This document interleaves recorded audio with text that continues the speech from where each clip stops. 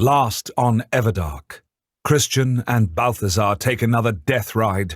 Or, no, I'm sorry, a leisurely drive, according to Balthazar, through the city to a Mirryr blood den. Christian finds out what is bothering Balthazar. He's Eyros reborn. But Christian believes that Balthazar is only seeing the downside of being Eyros. But their conversation is cut short by meeting some Mirryr vampires, one of whom has taken on Fiona Darksilver's shape, which means only one thing. The vampire confessor was just there. Now what did she want? Everdark, Episode 32. Want to meet the Vampire King? Charlie. Balthazar dropped his voice low. What have you been up to? Charlie fluttered, and for a moment Balthazar saw a young slip of a girl instead of the laconic English aristocrat he was playing standing before him. I'm not up to anything. Fiona came to us. Christian curled tight against Balthazar's back. The line of warmth from his fledgling had Balthazar even more on edge in this situation. Nowhere was truly safe now, but he hadn't expected to find the Order here. Is she still in the blood den? Balthazar barked as his fangs slid out long and sharp. He would take her out if she was. Damn Arceus's morals. He needed to keep his people safe. No, she's long gone, Charlie assured him. Darcy wobbled over by Charlie's side. She was in quite the rush. I'm sure she didn't. Balthazar's hands fisted. Arceus would find her instead and let her go back to the Spire, back to Caemorn if she wasn't already there, telling the Preceptor everything. So why did she come here in the first place? For the sparkling company? Well, old boy, it's more than, Charlie nervously shifted from foot to foot, and his eyes slid towards the Mirryr who had Fiona's face. Balthazar glared at her until she fled down the hallway, before turning back to his friend. Explanations are in order, Charlie. He then grasped Charlie's arm and pulled him into the room with the 3 potential acolytes. The humans behaved like birds and were on their feet in seconds. He scanned all 3 of them in quick succession. Those 2, Balthazar pointed to the 2 men, are no good. They're already planning their exposé of vampire life. He moved his attention to the female human. She's fine. As an acolyte, though, she and another of your vampires are in love, so she likely won't be a human for long. The woman pinked. The men turned pale. Charlie's mouth opened and shut rather like a fish. Are you sure? I've never seen you scan anyone so fast. Nor had Balthazar. But the scans were done, faster and better than he'd ever done them before. Maybe it was the adrenaline in his system that was making his gift that much more powerful. Or maybe it was something the oneness had triggered. Damon had said it would give all of them greater powers, but he sensed it might be something more integral and unique to himself, something to do with being Eyros reborn. I'm sure, he answered simply, shoving his own concerns about why this was happening to the back of his mind. So, all that blood we normally have to feed you is not necessary to scan our acolytes? Charlie sounded almost put off. You owe me a lot more than blood for doing that. 1 traitor in the potential Mirryr acolyte ranks would be bad enough, but 2? Someone is not choosing very well. I've done you a massive favor in this, though I did not have to. Balthazar snapped. Now send the humans out. We need to talk. Charlie jerked his head towards the door, and the 3 humans were practically running. To the men, as they passed, he said, Don't go far. They truly turned bloodless then. He turned back to Balthazar. Refreshments should be brought up in a minute. Should we sit down? Balthazar let Charlie go and reached for Christian. His fledgling came over to his side. Sit. I think I'd rather stand, if you don't mind, Christian murmured. His fledgling's silver eyes darted around the space and his nostrils were flared. Christian clearly thought that they had been betrayed, and maybe they had been. But he wasn't sure yet. All right, but stay close to me. Balthazar wasn't going to sit either, so only Charlie and Darcy perched themselves on the sofa and chair opposite them. Balthazar began to pace as nervous energy filled him. His first instinct was to run back to the relative safety of the house and, God damn him, Damon. But Damon was out himself, and knowledge was power. So they would stay here and feed and find out what they needed to find out. "Since when is House Margulies a friend to the Order?" Balthazar demanded, threading his gift through each word. He wasn't expecting anyone to roll over with this simple use of power, but he wanted to soften them. Darcy went immediately stiff, her eyes practically glazing over from the strength of his mind. "Since she offered our house a senior confessor position." "Darcy!" Charlie hissed, both shocked and angry. She was a far older vampire than Balthazar was. It should have taken much more effort to get her into this state of compliance, let alone to reveal that kind of information. But it hadn't. It was easy. He felt not the least bit of strain. It was thrilling, but also unnerving. So he kept going. In exchange for what? "They wanted us to duplicate some of your house members," she answered. And what did she want these doppelgangers to do? His voice was crisp, and the urge to strangle Charlie and Darcy ran strong. To infiltrate your house?" She answered. "But we told her that it wouldn't work. That you have technology from Everdark that would alert you to our presence. So she decided against the plan." A vein in Balthazar's right temple was throbbing.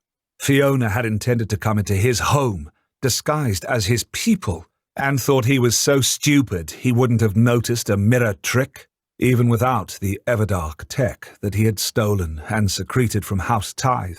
He would have known the doppelgangers were not the real thing, just as he had known the woman in the hallway wasn't Fiona, because they would not smell right. Did Fiona think, because he wasn't allowed into the precious Everdark, that he had somehow lost the most basic of vampire abilities such as smell? It was the insult, more than even the betrayal, that angered him. Did House Margulies object to violating House Ravenscroft's sovereignty? His tone was arctic. "No." She answered simply, and that hurt more than anything else. He wasn't foolish enough to think Charlie truly was his friend, but he had thought there was enough respect between them that House Margulies wouldn't agree to participate in the murder of his people. Even if their role was simply to spy, what they learned there would be turned over to Fiona, to the Order, neither of which had any good feelings towards him. "And did you know why she wanted you to go inside House Ravenscroft?" he asked. It was at that moment that Charlie jumped to his feet and stood between him and Darcy. "You need to stop this, Balky. You're violating our friendship by using your gift. And what do you think you did by offering the services of your house to violate the sanctity of mine?" Balthazar hissed. Now it was Charlie's turn to pale a little. "Point taken, but still, Bulky, we had no choice. It wasn't personal. Believe me when I tell you that I would never have done it without the Order being involved." He grabbed Charlie by the shirt front and shook him. Even though they were in a house full of mirrors, he was not afraid. He could feel the gift in him growing. It wanted to break free, to explode and take out the minds of any mirror bloodline in this damned place. And at this moment, there was a memory of doing exactly that. He was on a battlefield, striding over grey stone and torn bodies. The sky above him was like a violent sea. He carried no weapons, wore no armor. His mind was both. The people before him clutched the sides of their heads and screamed. Blood ran from their eyes, noses, and ears. He extended a hand towards the nearest of these warriors. The blood started to flow through the air from their bodies to him. The blood wrapped around his bare arm and brightened before disappearing into his skin, replenishing him without the need to bite into flesh. He watched as the man shriveled into a mummified state and then turned to dust. Balthazar? Balthazar, are you okay? Christian was grasping his arm, an arm that was raised up.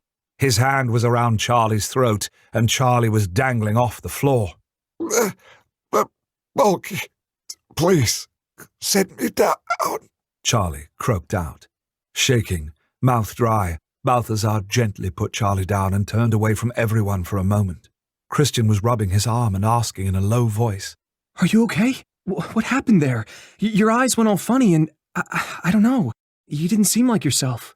"I'm fine. I will be. Just give me a moment."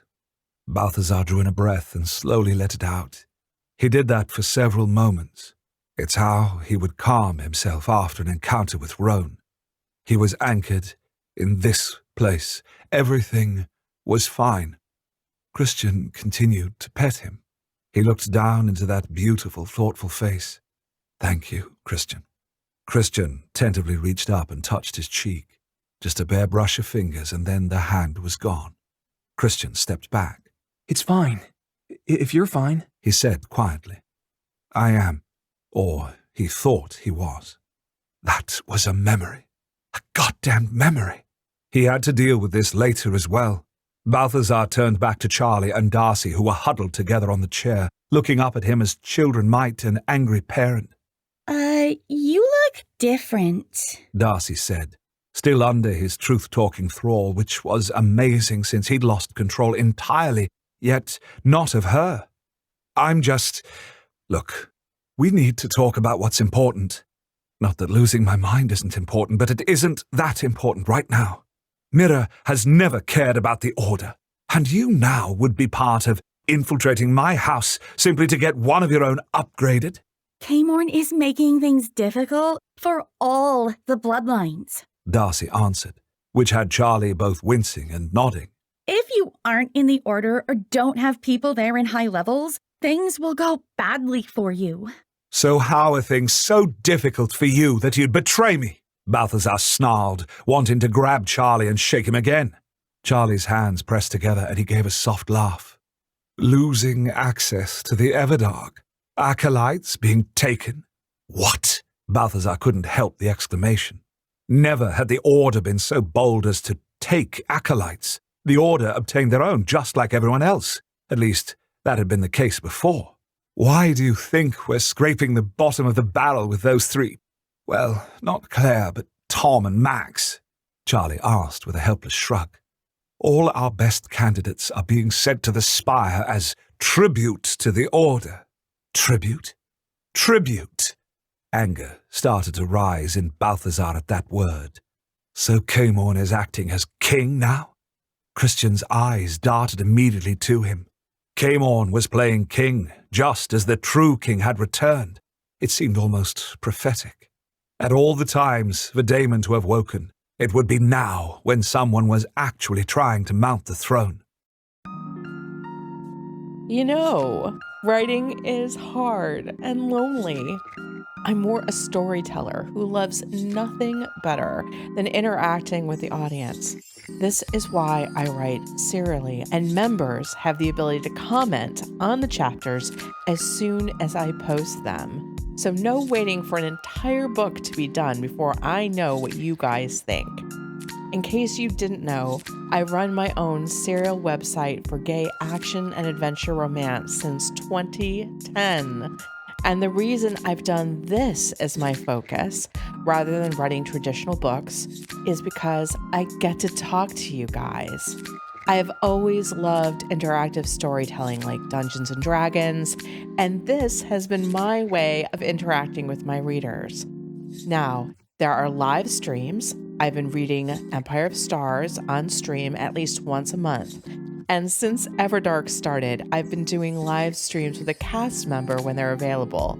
On YouTube, I've made separate playlists for Empire of Stars chapters and Everdark cast streams, and I'll put the links to those in the notes.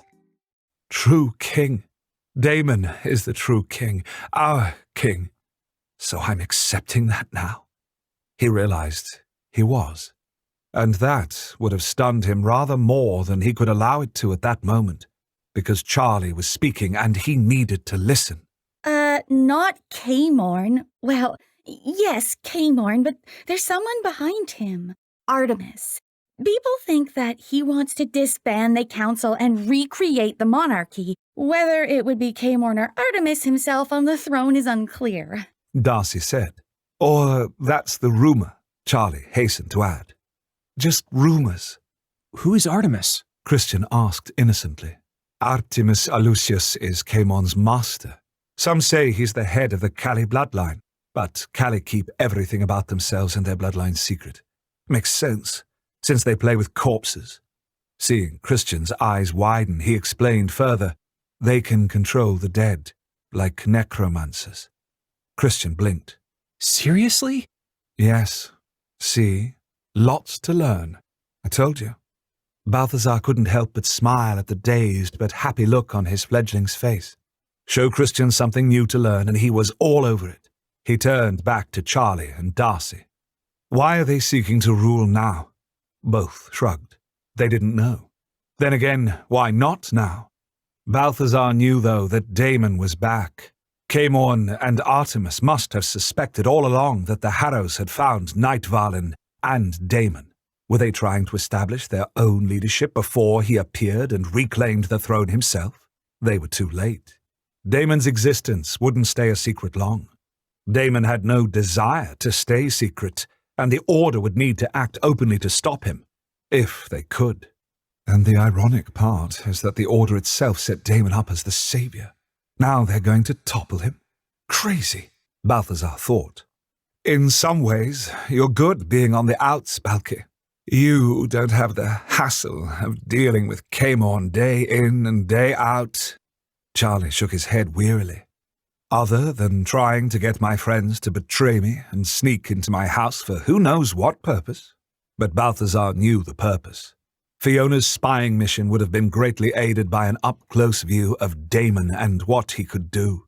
If the Vampire King had not seen her and pointed out her spying, she would have had far more to report to Caemorn. Charlie leaned forward, resting his elbows on his knees, looking rather exhausted. "They're taking everything. Acolytes, the best potential fledglings, and even members of our own houses are being asked, but it's more like demanded, to join or serve the Order, or else. How long has this been going on? And why haven't you said anything to me?" Balthazar crossed his arms over his chest. One of Charlie's curls drooped over his forehead. "Being friends with you is one thing, but speaking about the Order business is another. You're an exile, Balthazar. Not so much of an exile that you don't come to me for help." He bristled. He couldn't help it. That word was like a slap in the face. Exile. Outsider. Loser. Less than. Christian put a hand on his arm and squeezed, centering him. "I'm not saying it's right. If I thought it was right, I wouldn't risk so much being openly friendly with you," Charlie pointed out. And that was actually a fair statement. "You're one of the best, if not the best user of the Eyros gift. Vampires far older than you can't do a fraction of what you can. It was foolish to exile someone of your strength." "You have no idea how foolish, especially if I'm really Eyros reborn. Being on the outside is more honest, Charlie. You might not get the bells and whistles of Everdark, but you're free. Hell, that might not even be true any longer. Nightvarlin might very well be open to House Ravenscroft, the best and most spectacular city in the Everdark, the city of pale stone." He covered Christian's hand with his own. "You don't have to give up the best to Caemorn or Artemis. What you have is your own, and no need to give lip service to a pretend king, because we've got a real one that you can actually respect." Charlie's gaze lit up to his face. It was intense. "Perhaps we need a king. Perhaps if people had an alternative, if there was another, a true king, then things would change. People would stand up to the Order, stand up to Caemorn." "What are you asking me, Charlie?" "I heard the whispers about how the Harrows found something huge, and that they were killed to keep them silent as the grave," Charlie said. His silver eyes searched Balthazar's. Christian made a small, wounded sound that he immediately bit back. Balthazar touched his shoulder. He wanted to embrace him, but Christian was stiff and mostly unreachable at that moment. His silver eyes were haunted. How close had he been to the elder Harrows? He knew that Christian's parents treated Julian like he was their other son. "I heard that a siren blood den was infiltrated last night by a vampire with an infinity symbol," Charlie continued and licked his lips. "And I know that every person in that blood den was given their second death. A chill ran through Balthazar. They had all been killed. All those vampires. The Order had done that even though he had mind-wiped all of them. There was no chance of them remembering Julian. But the Order had killed them all. Just like they had killed the Harrows. Unnecessary. Too much like Roan and the overkill that those in the war had always resorted to. Or rather, those who were too damaged by the war to think otherwise. Charlie pointed to Christian. Not to mention, you have him, Julian Harrow's best friend, as your fledgling. Christian and Julian don't go anywhere without each other. Christian turned to him. Does every vampire watch our show and spy on us? We love your show. And since you're local celebrities, well, vampires are all about themselves, don't you know? Charlie explained. And you and Julian are all about us, so there's a natural affinity. Christian shook his head as if he couldn't quite believe he had been observed for so long without him or Julian knowing it. If Christian truly realized just how followed they had been, he would be far more unnerved. And, of course, we know that Fiona wants access to your house. Darcy added to the list of evidence. What does this all point to? Balthazar asked, not willing to be the one to say it first. Charlie licked lips that looked as pink and innocent as a child's. Did the Harrows find Nightfallen? Did they find him? Balthazar studied Charlie and Darcy's faces. Hers more openly showed emotions as he had her under thrall despite not trying to. Charlie's was more shuttered, but in both of them he saw hope. How had he missed the hunger in all of these people for Damon? He would have thought they would be eager to be free, but they weren't. They wanted a king. And Damon will not disappoint. There was no real point in lying. They already knew. They just wanted to have confirmation. Secrecy had been one thing when he'd hoped the Order hadn't known about Damon and Julian, but the Order did know, and they were going to move. His supposition that the vampires would be against Damon was clearly off. Maybe there were far more who would flock to Damon than reject him. They could have allies. They might even have zealots to counter the Order's zealots. So he decided to tell them the truth.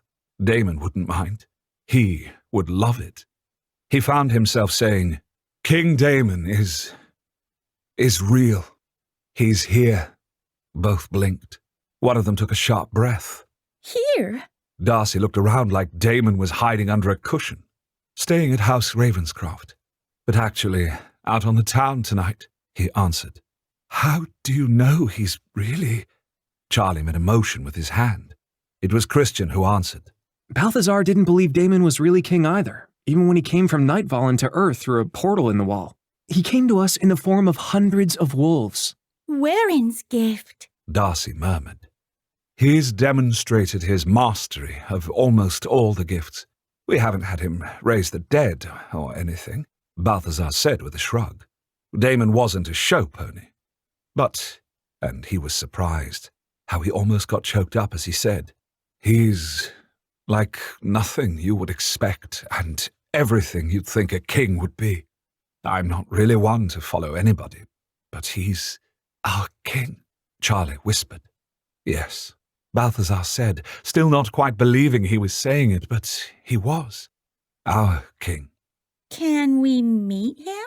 Darcy jumped up, her hands clasped in front of her. At first, Balthazar was going to say, no, not tonight, but in time. Yet they didn't have time. The Order would be on them at any moment. They needed allies now. Better to get the ball rolling. Besides, Damon would want to meet his people, wouldn't he? Yes, he would. So Balthazar pulled out his cell phone and said to them, let me see what I can do. Both Charlie and Darcy looked slightly dazed. They hadn't expected him to say yes. They couldn't believe that Damon was real, he thought. Seeing him, touching him, maybe trying to take on his looks, that would make him real to them for sure. Christian looked up at him with a quirked smile. I'd call Julian's line, as Damon probably won't know how to use the cell phone. Good point. Balthazar resisted the urge to kiss him. Christian's repressive look, but pink-cheeked, told him that his fledgling was well aware of his desires. He dialed Julian's number, and the young man picked up practically on the first ring. "Julian, I was hoping to speak to Damon." Balthazar, how very awesome that you called, right now. Julian's voice was higher than usual and sounded a little strained. "Are you in danger?" Balthazar immediately asked, and Christian came alert with worry. No, not the kind you're thinking. Julian assured him, and let out a breathy laugh. Tell Christian that his parents are asking to meet you and him and me and Damon for dinner. Tomorrow or the day after that. Tomorrow would be best. A woman's bright voice called out in the background. Balthazar stood there, quite flummoxed, for a good 30 seconds before he shook himself and said, "Are you saying that Christian's parents want to have dinner with me?" With all of us, Julian corrected. Balthazar blinked. He was going to meet Christian's parents. They were going to evaluate him. Was he good enough for their son? And what about the vampire thing? They would need to know eventually, but when? We're in the middle of a showdown with the Order. We can't have dinner with Christian's parents, the logical part of his mind shouted. Tell him there are no excuses. The female voice, undoubtedly Christian's mother, called over the line. Yeah, I'm telling him right now. Julian assured her. So, Balthazar, that's happening. Dinner is happening. She doesn't take no for an answer? Balthazar turned to grin at Christian. She does not. Julian agreed. Christian's ears had picked up on this conversation, and he was pinching the top of his nose and shaking his head slightly. And in spite of the danger they were in and all the crazy changes going on with himself, Balthazar found that he was absurdly happy all of a sudden. "Please tell Mrs. Thorne that Christian and I would be thrilled to have dinner with her and her husband at their convenience," he said, grinning so wide that his face hurt. Great, I'll tell her. Julian's voice was too high for normal, but there was relief there too. Now, you were calling about Damon? Balthazar's gaze slid to Charlie and Darcy, who was still agog. "Yes, there are some people who would like to meet Damon and you. Do you know the bar Absinthe?" On 2nd Street, yeah. Julian said, sounding even more relieved as this would give him the excuse to escape the Thorns. "Meet us there in half an hour." No problem. Balthazar ended the call and said to the Mirryr vampires, "Are you ready to meet the one true king?" Join us next time for episode 33, Leaving Home. Do you want to join the next live stream? The easiest way is to subscribe to the Wraith Rain YouTube channel. You'll see the community posts, shorts, announcement videos, and get notifications when we go live. You can also join my good old-fashioned mailing list, and you'll get an email reminder within 24 hours with links to our YouTube, Twitch, and Facebook channels. Hope to see you on the next one. The Everdark podcast by X Aratare is performed by Edward Fox, Adam Riley, Jay Thillis, Bruno Devant, Kelly Michaels, and Hannah Hart, with Liz Gentle as Seer. Edited by Matthew Prince, continuity by Adrielle Wiggins. Everdark is produced by Wraith Rain Publishing in association with Her Grace Reed Studios. Copyright 2022 by Wraith Rain Publishing.